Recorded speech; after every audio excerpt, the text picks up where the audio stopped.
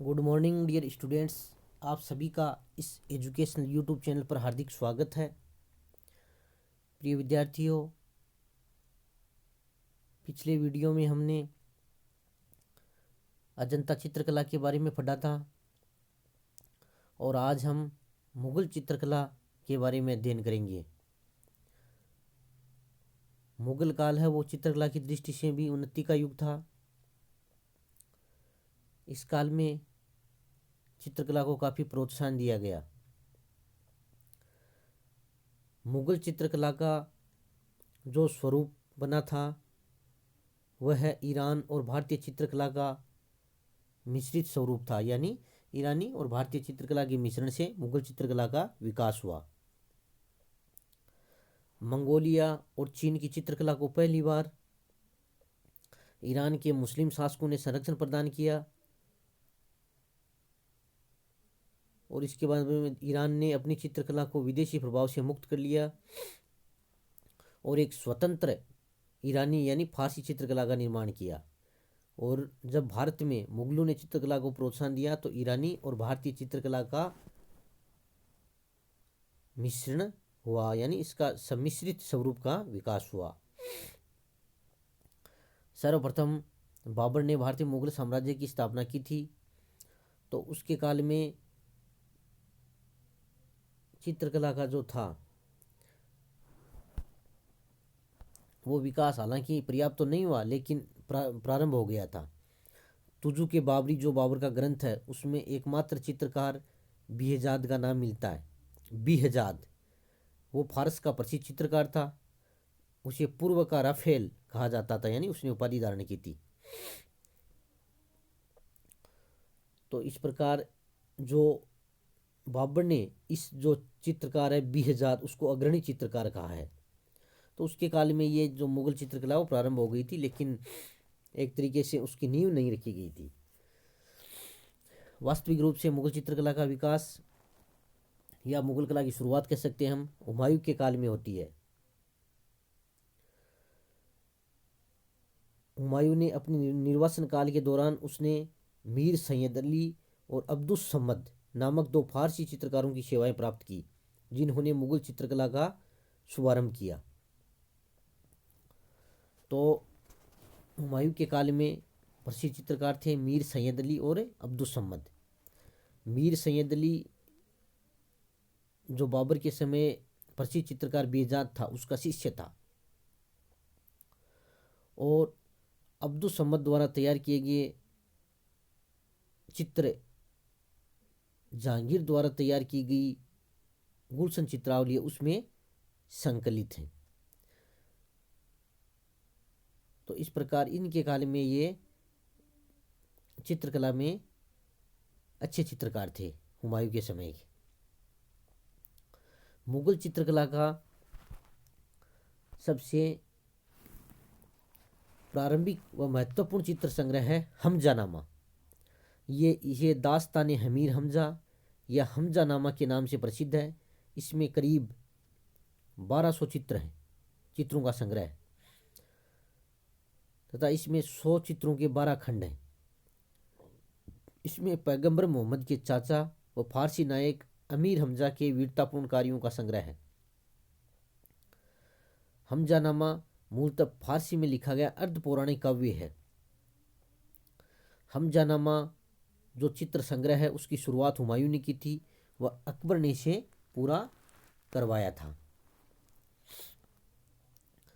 ये ग्रंथ हमजानामा इसको मीर सैयद अली के पर्यवेक्षण में पूरा किया गया था। ख्वाजा अब्दुल सम्मद ने भी इसमें चित्र बनाए हैं और निर्देशन का कार्य भी किया था। यह मुगल काल की सर्वप्रथम चित्रित पुस्तक है, तो इसको आपको ध्यान में रखना है।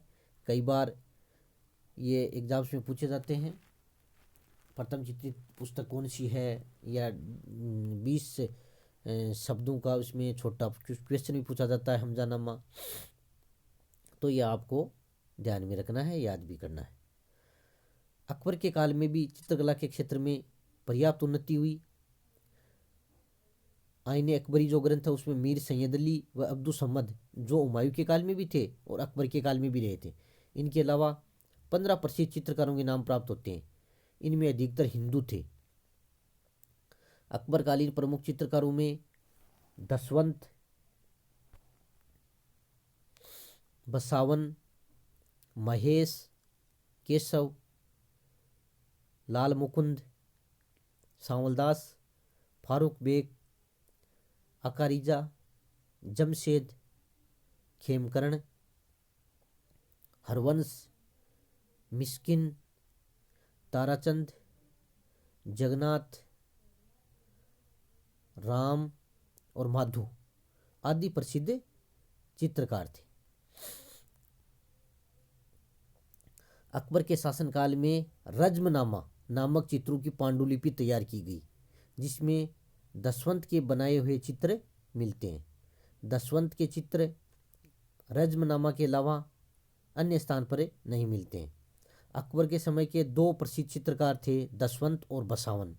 काफ़ी एग्जाम्स में पूछा जाता है, तो ये आपको याद रखना ही है। दसवंत है वह अकबर के समय का अग्रणी चित्रकार था, जबकि बसावन अकबर के समय का सर्वोत्कृष्ट चित्रकार था। बसावन छवि चित्रकारी, भूदृश्यों के चित्रण व व्यंग्य चित्र का विशेषज्ञ था। और जो अकबर के काल में जो चित्रित ग्रंथ है रज्मनामा, उसका पर्यवेक्षण अब्दुल सम्मद के पुत्र मोहम्मद शरीफ ने किया था।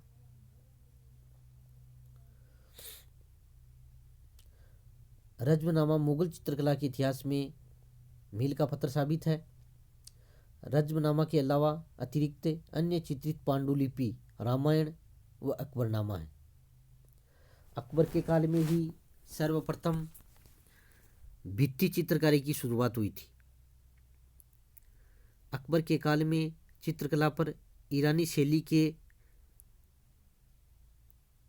प्रभाव के अलावा भारतीय वृत्ताकार शैली का भी प्रभाव पड़ा, जिससे चित्रों में त्रिविमीय प्रभाव आ गया।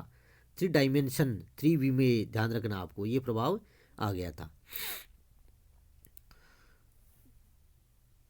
अकबर ने चित्रकला के बारे में कहा कि ये ईश्वर का अनुग्रह प्राप्त करने का सुलभ और सहज साधन है। अकबर ने यह भी कहा कि मैं उन लोगों से नफरत करता हूँ जो चित्रकारी से घृणा करते हैं। तो इस प्रकार कहने का मतलब कि अकबर ने चित्रकला को पर्याप्त प्रोत्साहन दिया था। इस अकबर के काल में ही फारूक बेग जो चित्रकार था, उसने चित्रों को छोटे रूप में कागज पर बनाने की विधि का प्रारंभ भी किया था। इसके अलावा जो बसावन है उसकी प्रसिद्ध सर्वोत्कृष्ट कृति है। बसावन जो अकबर के समय का चित्रकार था, उसकी अच्छी कृति मानी जाती है। वो एक कृष का घोड़े के साथ मजनू का निर्जन स्थान में भटकता चित्र। कई बार कॉम्पिटिशन एग्जाम से पूछा जाता है कि एक कृष का घोड़े के साथ मजनू का निर्जन स्थान में भटकता चित्र किस चित्रकार की कृति है, तो ये बसावन की है। तो इस प्रकार आज हमने मुगल चित्रकला के विकास में प्रारंभिक बाबर, हुमायूं तथा अकबर के काल में जो चित्रकला का विकास हुआ उसके बारे में अध्ययन किया है। और जहांगीर, शाहजहां, औरंगजेब, इनके बारे में जो विकास हुआ उसका अगले वीडियो में हम अध्ययन करेंगे। तो ये बड़ा क्वेश्चन आ सकता है कि मुगल काल में चित्रकला के विकास का वर्णन कीजिए। तो ये आपको ढंग से अध्ययन करना है और इसको होम असाइनमेंट भी इसका करना है। इसी के साथ साथ बहुत बहुत धन्यवाद।